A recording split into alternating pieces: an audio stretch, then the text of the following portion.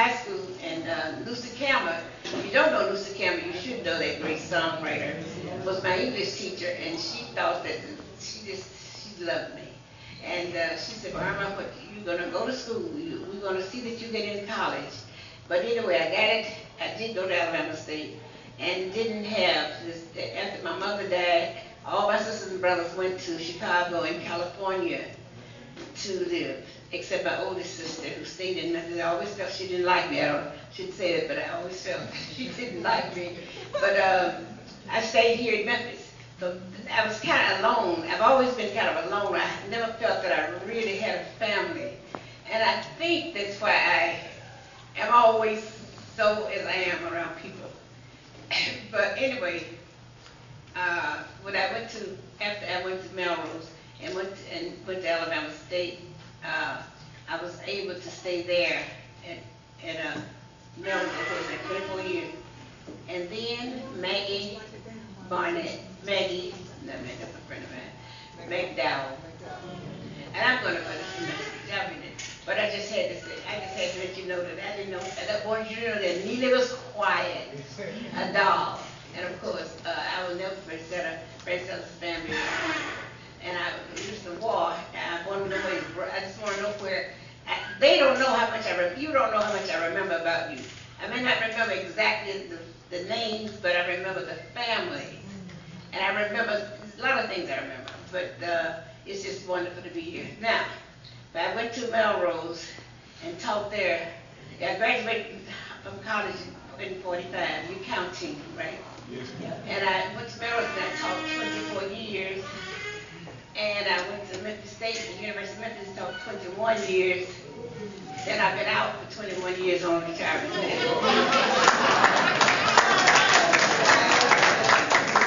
You do the math. So now how old am I?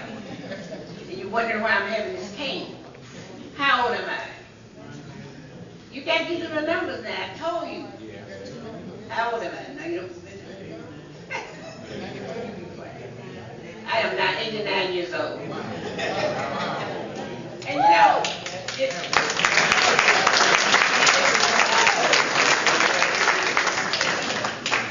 but it's funny in a way, because I get so many compliments in a way, they kind of backside. But I go to the doctors, and one doctor called another doctor in, I thought I was dying.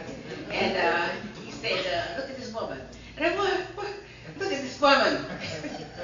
And this is some years ago, you know, look a little better. And just when we voted the other day, yes, I went to vote. And the woman called me up to the table. You know, they had the big vesting methods that people, and in the South, that people are using dead people's names to vote. And you know how touching they are about the Obama thing. And so people were really, so she called me up and she said, what's your name? I said, Irma Klein. And she said, where do you live? And I gave it, and I'm getting nervous. And what is it? And the only picture I have was the other, you know, I didn't have it on that, and I thought that's what I thought. And I could just see that I'm going to be in the paper. What is wrong? And she said, she called another lady, and they whispered.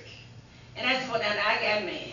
I said, this is my card, and there's nothing wrong, and I taught school. I was so nervous. So anyway, she said, is this your birthday? Are you cheating me? I said, yeah, this is my birthday. Yeah, I didn't have a clue that the woman was really giving me a compliment. I said, Lord, yeah, baby, you're an honorable class. As you know, I may have to sit down, but it'll be all right. And I consider myself really honored to be here because I know just from looking around you and listening and hearing about all the things that some of you and most of you have accomplished, I'm just, and in all the classes that I've spoken, we're supposed to succeed. Yes. Oh, I gotta look at their faces of Black Alice now. Thank you, Donna. This is bad. And that's Jackie, one of my church members. You know you have to get children. They have to. She's not a child now. She's a young lady too. And so you have to follow me. And I've always been blessed for that. I have a nephew over there. God sent me a nephew. I got two. When my leg went out, it's almost like instantly, oh, you don't know God. Yes, you do. You know God. I don't even know how it happened. This boy from Chicago, not this one, was 21 years old. He started around. I said, can I come to Memphis? Because they shoot up in Chicago and the gangs up here. And I do have a pretty big house, and God has blessed me, but I was alone. But I never felt alone, because I always have company and everything. And so he said, I just want to go to school. I said, well, baby, yeah, another sister's grandchild. And I said, I tell you what, okay. And in the meantime, I took his name and social security number, and I had everything. I checked everything about it. He had no problem. Now that come on down. The next thing I know, then another sister died the next 2 or 3 years. And that was my baby sister, and she had a grandchild that wanted to come to Memphis State. I'm talking about it because I'm mad at it. Stand up, come on, stand up. Mom, stand up. Where is he? He's filming you, Miss Clinton. Oh. Right in front of you.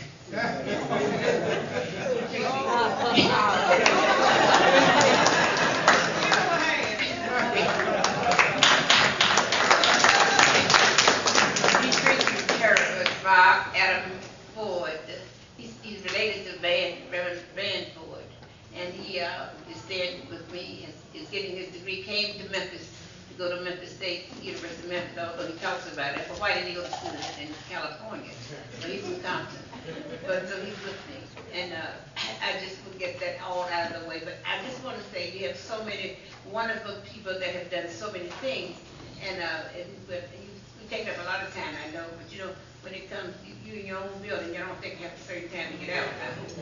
But the point is that so much was said that talking about Melrose, you got to repeat. I mean, you know, you got to say the same things over again. You're a wonderful class and a wonderful school, and I'm proud to have been a part of it.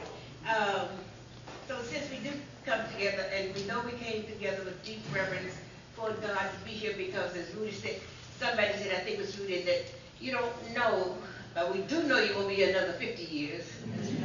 But you do know that this has been a wonderful thing, because so many classmates are not here. And some of them, many of them are dead, but some of them just didn't come. And the fact that you decided that it's good to see each other again, I think it's a wonderful thing.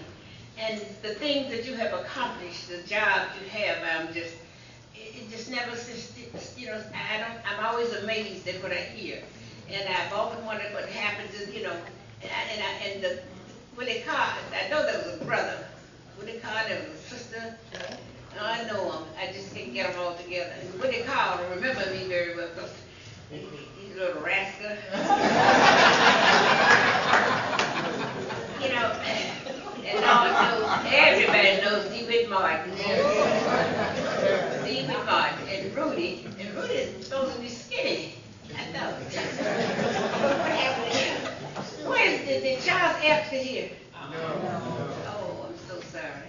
But I know one thing, William Epps, his brother, is doing some terrible preaching out there in California here. Oh, they say he is Epps. Reverend, I wish Reverend Epps. I love Reverend Epps. Oh, I love Reverend Epps. We had a wonderful faculty. We all stuck together.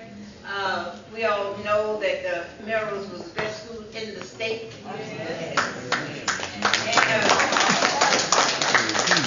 But in spite of all the jobs and the positions that many of you hold, I just have to say that some of you are working, and nowadays, if you don't work in healthcare, if you want a job, you probably will get a job, because that's where it's needed, and that's where we need to kind of set our children that way. But the thing that I want to say, that we don't give enough attention, I think, to our healthcare people who take care of people. You know, I have a sister who's 94, and she's in the nursing home. I had to go to Chicago. I was receiving an honor in Chicago, and they wanted to come down and take me in Memphis. And these nieces up there, who could have taken care of her, it seems to me, wanted me to come up there. And I said, well, I can't come now, because I have to get this little, you know, this is a national award here. This is History Makers, and I'm one of the ones that they're choosing. And so anyway, when that was over, I did go up there to get Francis, and she's been here now, I think about 11 years. And so I had to finally put her in a nursing home. And let me tell you this, is I know that we don't want to put people in a nursing home, but you can't feel badly. Because when they get to the point where they cannot go to the bathroom by themselves, that's the time you got to let them go. You cannot keep them when and this is personal, I'm sure. But I'll tell you what I know, because I've been through all of that. And do you know the doctor, 2 years ago, they put her in the hospice, and she's still in the hospice. And they called me in and told me, well, this is it. She'll have about 6 weeks. Francis said, not me. She is really, she's very comical, and she is still here, and she told me last week she gained 3 more pounds. But that part of that, her being still here, is because I know that God is good to me, because I'm good to people. Burnett, everybody knows me. I'm always giving. That's just a part of me, and when that's the secret. And when you give, you get. You know, my cup running over. I don't really need a gift. I don't know what kind of gift I can get. Just because people give, and because I also give. But I have Frances, my sister. All day, 3 times a day, there's a woman, 64 years old, that's out there with her. And they feed her. She can eat by herself, really. But she most certainly need to feed her, you know. And she has a little attitude about her. They say she had Alzheimer's, but I haven't asked you this if you think this is Alzheimer's. This is Irma. I said, Francis, what's your name, Francis? Francis, you know me? What's my name? You mean tell me you don't know your own name?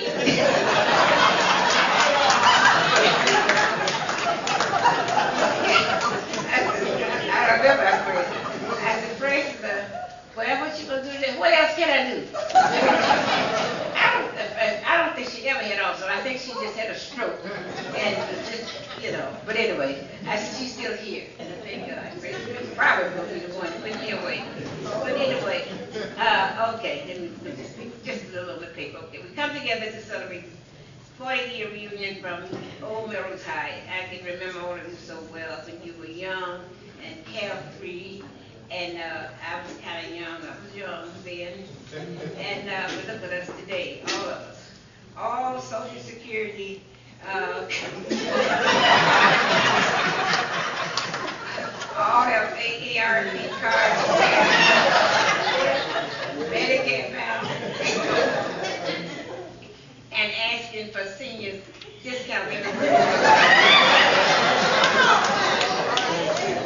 The way we were, in those days, and I get mixed up. Sometimes I'm saying we. I'm putting myself with you because I was there so long, and I'm thinking I booked the class. It's kind of confusing. And then I realized the teacher. The way we were in those precious days, parents were honored for punishing disobedient children. That's right. I mean, they were not arrested with their faces on the front pages of evening news back in this day. Yes, you lived in fear. You lived in fear every time you went out that back door and through the hedges, and hopefully you won't get to be missed that midnight kiss. I know about that. So there was fear, but it's not the kind of fear that you fear of gangbangers and little children being raped and all the terrible things. It was not that kind of fear. Of course, we do have fear. And then the other thing is,